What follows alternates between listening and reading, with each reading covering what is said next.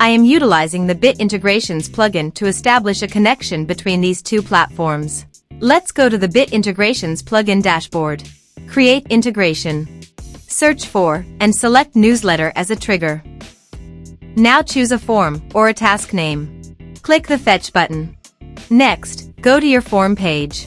Fill out the form and submit it.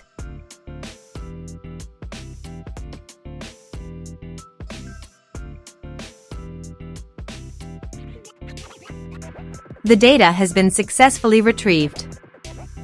Set action. Search and select an action. Wishlist. Give here the member URL and password. Go to Wishlist, API.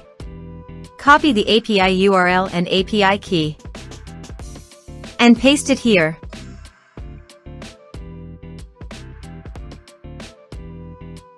Authorize it. Authorization is successfully done. Now click on Next. Choose an action. Choose a level.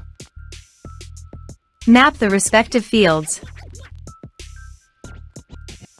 Here are advanced features in conditional logic. If you want, you can use it for your own requirement.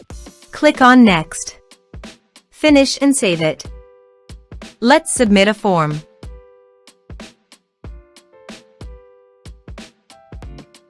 Click on Send Message.